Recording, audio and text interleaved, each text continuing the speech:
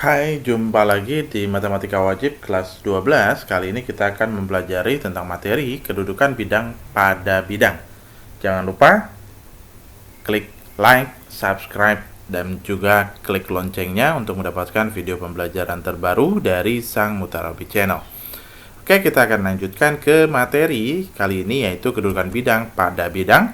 Kita akan pelajari konsep dasarnya terlebih dahulu, di mana bidang V dan bidang W berpotongan pada garis G. Ya, jadi kalau misalnya ada dua bidang ya berpotongan, itu kan tidak terlihat mana perpotongannya, ya. Maka kita bisa tarik sebuah garis, ya, garis maya ini yang berwarna merah ini, ya. Ini garis maya, ya, sehingga terlihatlah sebuah perpotongan di sana. Nah, dan itu bisa dinotasikan garis G itu adalah V, W, di mana ini dinyatakan sebagai perpotongan dari kedua bidang itu sendiri. Atau jika kalau misalnya kita punya sebuah kubus misalkan, nah kemudian kita punya bidang seperti ini, ya, bidang diagonal, kemudian kita buat bidang yang perpotongan, ya, kita memotong bidang diagonal ini. Nah, maka kita berikan di sini, ya, tanda bahwa memang kita sedang memotongnya. Nah, ini dari ujung sini sampai ke ujung bawah. Nah, inilah yang dinamakan tadi dengan garis G. Dan garis G ini dia merupakan perpotongan. Jadi kita perjelas, ya, dengan yang namanya garis maya. Nah, selanjutnya di konsep berikutnya adalah titik P merupakan titik persekutuan. Jadi kalau misalkan di sini dikatakan titik ini adalah titik persekutuan dari bidang U, V, dan W. Nah, misalkan kita punya bidang ini, bidang ADEH, kemudian bidang ABCD di alas, kemudian bidang CDHG, ya, di belakang. Nah, kalau ketiganya disatukan, maka mana titik sudut atau dikatakan titik persekutuannya? Titik persekutuannya yang menyatukan mereka ketiga-tiganya itu ada di titik D, ya. Di titik inilah, ya, mereka menyatu dan membentuk sudut, ya. Kalau di titik H tidak, titik E tidak, titik B, A, C tidak, ya, hanya dua atau satu saja, ya. Tapi kalau di titik D, ketiga bidangnya itu dia menyatu di dalam satu tempat. Oke, kemudian konsep dasar yang ketiga adalah kalau misalkan ada dua bidang sejajar, misalkan nih di sini, ya, ADEH, nih yang ini, maka dia sejajar dengan BC FG. Nah, dengan demikian, kalau kita punya, ya, kita punya garis di ADEH, misalkan dikatakan kalau di gambar ini sebagai garis G, maka garis K itu juga dikatakan sebagai garis yang sejajar. Jadi G sejajar dengan K. Lalu bagaimana dengan garis H? Kalau misalnya garis H-nya seperti ini, ya, apakah G itu sejajar dengan H? Ya, oh, tentu tidak. Maka G itu tidak sejajar dengan H, tapi dia bersilangan kalau di sini digambarkan, ya, karena dia sama sekali tidak membentuk 90 derajat juga. Nah, dia hanya sembarang saja, maka dia dikatakan sebagai bersilangan. Oke, kita lanjutkan. Misalkan kita punya yang keempat ini adalah bidang U sejajar dengan bidang V sejajar dengan bidang W. Maksudnya gimana sih? Maksudnya gini. Kalau misalnya saya punya di antara AE ini ada titik P, di sini ada titik Q, di sini ada titik R, di sini ada titik S. Saya gabungkan jadi satu nih, ya. Nah, hasil penggabungannya itu ternyata menjadi sebuah bidang baru. Nah, bidang ini, ya, bidang PQRS dengan bidang ABCD dengan bidang EFGH, ya, itu bisa kita nyatakan ABCD itu sejajar dengan PQRS, sejajar juga mereka dengan EFGH. Nah, ini yang dikatakan sebagai konsep dasar yang keempat, ya. Nah, kita lihat misalkan di contoh soalnya, ini berkaitan dengan sudut, ya, yang tadi bidang V berpotongan dengan bidang W, ya. Jadi bidang V ini bidang V, ya. Ini bidang W yang mendatar. Berpotongan di mana? Berpotongan itu pada garis K, nih, ya. Di sini mayanya di sini, ya. Kemudian garis G berada pada bidang V. Garis G berada bidang V, nih ya, G-nya. Kemudian tegak lurus dengan garis K. K-nya mana? Ini ya, tadi ya. G dengan K, betul ya, tegak lurus 90 derajat di sini. Kemudian garis H berada pada bidang W. Oke, yang ini garis H-nya dan tegak lurus dengan garis K. Nah, ini kalau kita tarik berarti di sini sudut 90 derajatnya. Nah, kemudian garis G dan H itu kan membentuk sudut alfa. Ya, G dengan H, ini sudutnya di sini, alfa. Ini G-nya, ini H-nya. Maka sudutnya ada di sini, alfanya. Nah, sudut yang dibentuk oleh bidang V dan W itu dapat diwakili oleh garis G dan H, yaitu sudut alfa tadi. Ya, jadi kita nggak perlu repot-repot gitu ya. Gimana caranya mencari sudut antara bidang V dan bidang W? Ya, cukup kita tarik garis ya dari dua bidang tadi. Kemudian sudut antara dua garis itu adalah sudut antar bidang. Ya, seperti itu.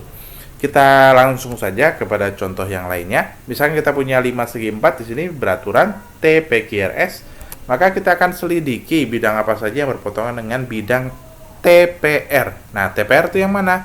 Ini T, ini P-nya di sini ya, potong, dan R-nya ada di sebelah sini. Nah, maka jika kita perhatikan ya, karena dia 5 segi 4 beraturan. Nah, ini hati-hati juga ketika membaca soal. Segi 4 beraturan itu artinya kata beraturan itu akan menyebabkan bagian alasnya ya, kalau 5 maka bagian alasnya itu dia nilainya sama atau bisa dikatakan persegi. Kalau persegi itu apa konsekuensinya? Maka sisinya itu semua sama ya. Maka kita bisa katakan PQ itu sama dengan QR, panjang RS sama dengan PS ya.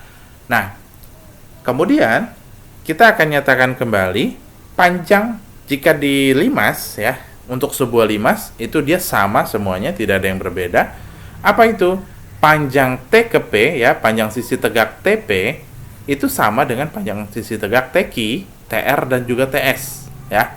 Panjangnya sama. Kalau dia tidak sama, maka dia akan mencong kemana-mana. Namanya beraturan, berarti dia menyebabkan panjang sisi tegaknya pun sama panjang. Nah, kemudian bisa dinyatakan dengan apa? Di sini dikatakan bisa dinyatakan bidang TPR itu memotong atau berpotongan tegak lurus dengan bidang PQRS pada garis PR. PQRS yang mana? PQRS itu yang alasnya ya. Garis PR yang mana? Ini garis PR-nya. Ya, ini garis PR-nya. Ini adalah garis maya yang dibuat sehingga jelas gitu ya, bidang TPR ya yang segitiga itu dia berpotongan tegak lurus di mana? Di sini ya. Karena garis yang segitiganya kita bisa tarik garis juga ke bawah ya 90 derajat, maka ini adalah 90 derajatnya. Kemudian yang kedua ini adalah TPR berpotongan tegak lurus dengan bidang TQS pada bidang TE. Ya, TPR dengan TQS. Nah, ini di bagian samping sini juga TQS ya. Jadi dia dua buah diagonal ya, segitiga yang membentuk diagonal. Maka dia berpotongan di mana? Berpotongan di TE. Ya, jadi TE-nya ini sebagai sumbunya ya, sebagai perpotongannya. Kemudian yang ketiga, bidang TPR berpotongan dengan TPQ pada garis TP. Kemudian yang keempat, bidang TPR ya ini pada garis TR. Kemudian kalau misalnya TPR dengan TRS itu pada bidang TR. Kalau yang keenam adalah bidang TPR berpotongan dengan TPS pada garis TP. Nah, ini bisa kalian pelajari lagi ya, sehingga pernyataan-pernyataan ini itu memang benar adanya. Kemudian lanjut, kita ke bagian berikutnya, yaitu diketahui kubus ABCDFGH titik K, L, M, dan N berturut-turut adalah titik tengah. Nah, titik tengahnya di sini ya, sudah dititikkan di dalam gambar. Gambarlah bidang KLMN, kemudian selidikilah bidang-bidang yang sejajar dan berpotongan tegak lurus dengan bidang KLMN itu. Ya, maka kita sudah lihat di dalam gambar ya, sudah digambarkan.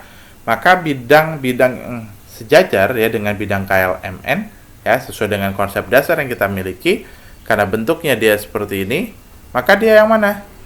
Yang sejajar. Maka sejajar bagian depan ya, sejajar ya, kemudian bagian belakang juga sejajar ya, CDHG. Itu juga sejajar dengan KLMN. Kemudian bidang tegak lurus mana dengan KLMN? Tentu di sini ada AB, ABCD ya. Kemudian ada EFGH di bagian atas. Kemudian mana lagi 90 derajat? Ya, ada AD, ADHE. Nih ADHE di sini.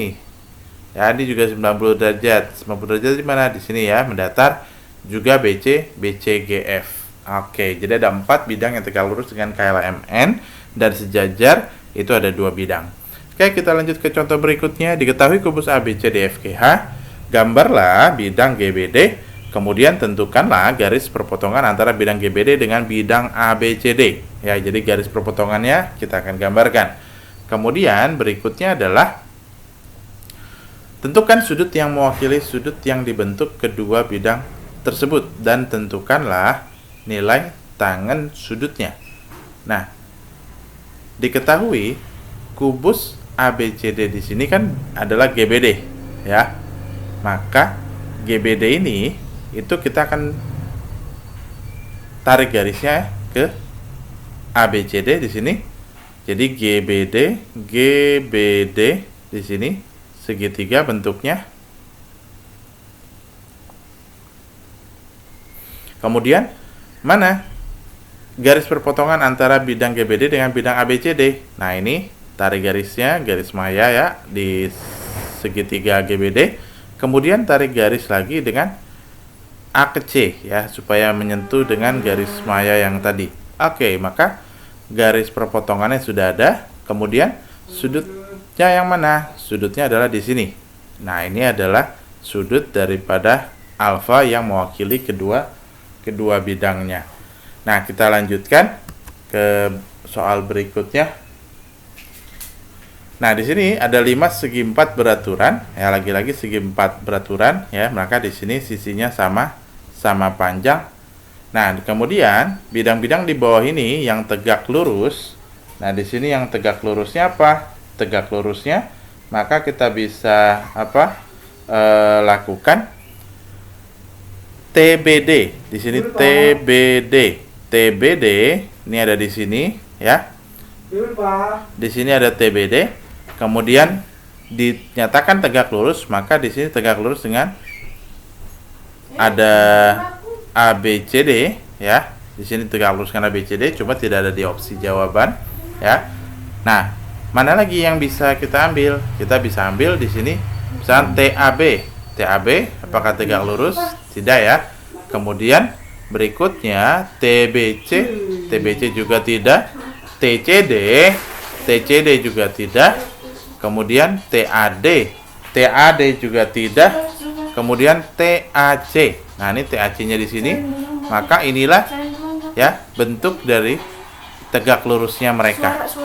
Ya, tegak lurusnya mereka ada di TAC. Nah, nanti bisa diulang kembali sehingga bisa benar-benar terlihat ya bagian-bagian mana yang merupakan bagian tegak lurus daripada TBD. Nah, ini TAC-nya di sini, TBD-nya di sini. Nah, maka ini adalah bentuk yang tegak lurus gitu ya. Nah, ini ada di sini. Nah, maka jawabannya adalah E. Nah, kemudian berikutnya, kalau misalnya ada ABCD, EFGH, bidang CDHG berpotongan dengan bidang BGH, sudut yang mewakili sudut yang dibentuk kedua bidang tersebut adalah, nah kita punya CDHG di sini di bagian belakang ya. Kemudian berikutnya bidang BGH ya, ini segitiga di sini. Nah, sudut yang mewakili sudut yang dibentuk kedua bidang mana? Nah, kita tarik saja dari masing-masing titik nih dari ujung ya. Tarik ke tengah sini ya. Kemudian sudut yang mewakili dengan CDHG. CDHG tinggal kita tarik saja dari atas ke bawah sini ya. Nah, sudut yang mana? Sudutnya adalah yang ini ya. Nah, ini adalah sudutnya. Jika ini kita tarik lagi ya.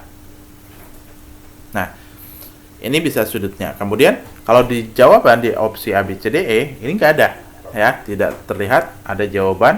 Kenapa? Karena di sini ada titik baru. Di sini ada titik baru juga. Nah, sehingga kita bisa melihat ada satu sudut yang bisa diambil. Manakah? Ini, ya. Ini sudutnya, ya. Maka kita bisa lihat sudut yang terbentuk ini, ya, alfanya di sini, ya, mana saja yang bisa diambil itu B, G, C, ya. Intinya tengah-tengahnya adalah sudutnya adalah G atau sudutnya adalah H. Nah, kita bisa BHG. BHG ini salah, ya, meskipun H sudutnya tapi bukan BHG tapi BHD. Kemudian CBG, CBG ini juga bukan, BGC, BGC. Nah, ini yang benar ya, BGC. Oke. BCG juga bukan, HBG juga bukan. Ya, maka jawabannya adalah C, sudut BGC. Nah, berikutnya ini kita punya A, B, C, D, E, F, ya, sebuah prisma segitiga sama kaki. Nah, anggaplah seperti ini sama kakinya. Kemudian AC sama dengan BC, ya, sama dengan 17 cm. Kemudian AB-nya itu sama dengan 16 cm. AD-nya di sini atau tinggi itu sama dengan 20 cm. Alfa yang dibentuk adalah sudut bidang ABF dengan ABC, ya. Sudutnya yang mana? ABF dengan ABC. Kita tarik dulu garis di sini. ABF-nya di sini. Nah, kemudian dengan ABC. ABC berarti ada di bawah. Sudut yang mana? Ini tarik garis, ya. Garis maya dari ABF, temu titik.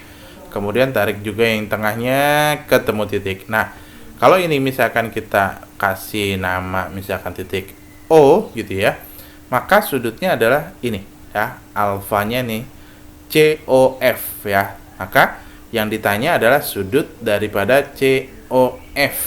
Nah, ini berapa sudutnya? Sehingga kita bisa dapatkan cos daripada sudut COF, ya, karena tadi kita katakan sudut COF itu sama dengan alfa. Nah, kita bisa lanjutkan di sini, berarti kita miliki apa? Yang pertama, kita harus tahu panjang CO, ya. Kita punya 16 di sini, berarti nih di sini adalah 8. Maka kita punya segitiga. Yang pertama ini O, ini C, ini A. Yang ditanya adalah ini X-nya. Maka di sini 17, di sini 8. Kalau sudah 17 dengan 8, maka X-nya itu sama dengan 17 kuadrat dikurang 8 kuadrat, ya. Nah, seperti ini, ya, kita gunakan Pitagoras. Nah, maka kita bisa peroleh berikutnya apa? Berikutnya kita bisa peroleh, ya, di sini 17 kuadrat itu 289, ya, dikurang 64. Nah, maka hasilnya adalah 225. 225 itu adalah 15 cm. Nah, kemudian kalau kita sudah punya di sini 15 cm, ya, segitiganya kita keluarkan saja seperti ini. Ini titik O, ini C, di sini siku-sikunya, di sini titik F. Nah, maka ya di sini adalah alfanya. Nah, kita tadi udah dapat sini 15. Yang belum kita dapatkan apa? Kalau cos, ya, nilai cos ini apa? Cos itu sami, ya, samping per miring.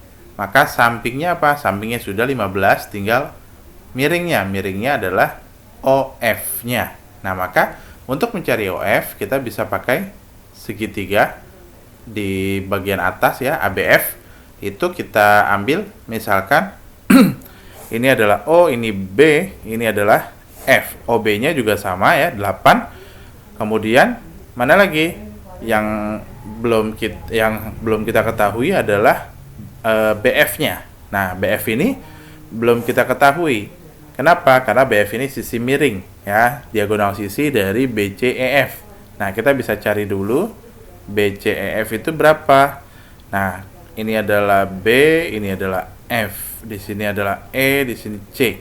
Nah, maka BF ini dengan sisi di sini 17, ya, di sini 17, di sini 20, di sini 20. Berarti nilai daripada BF, ya, itu sama dengan 20 kuadrat ditambah 17 kuadrat, ya, berarti 400 ditambah dengan 289 ya.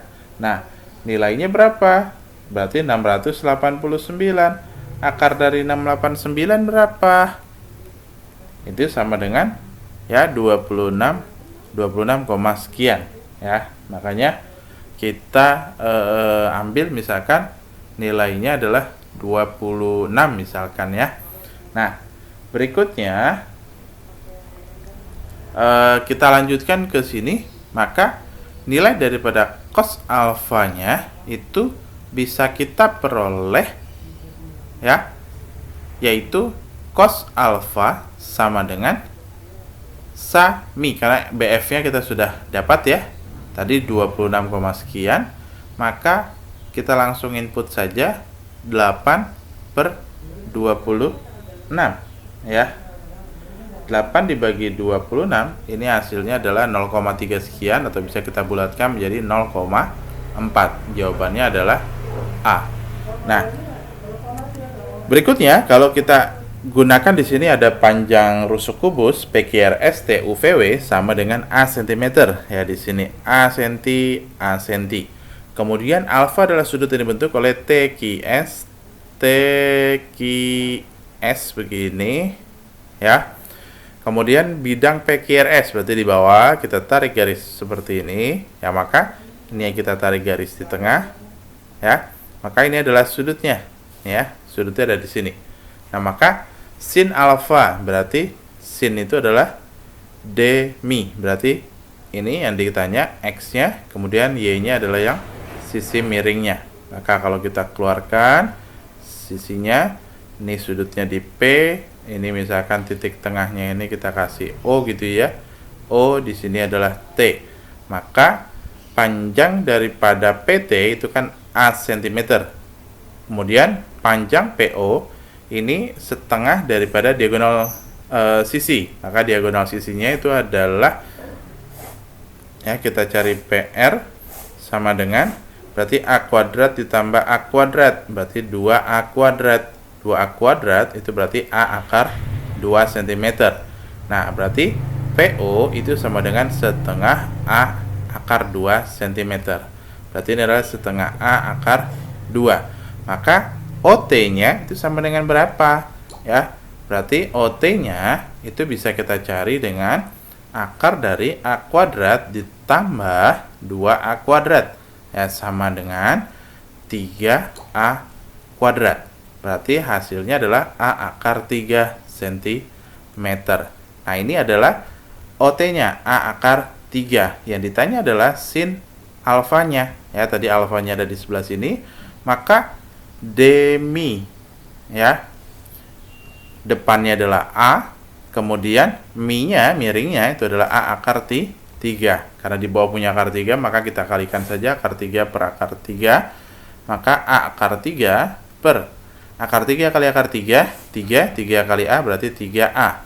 A-nya bisa kita saling coret, maka sama dengan 1/3 akar 3. Nah, di sini kita tidak memiliki ya opsi yang bersesuaian, maka kita memiliki jawaban tersendiri dan itu tidak bermasalah ya. Kita punya jawaban sin alfa itu sama dengan 1/3 akar 3. Nah, demikian, jangan lupa subscribe dahulu channel ini untuk meneruskan ke video-video berikutnya, dan juga like serta klik lonceng pada channel ini untuk mendapatkan video-video terbaru dari kita, sehingga Sang Mutarobi Channel bisa terus mengudara bersama kalian. Sampai jumpa, salam brilian.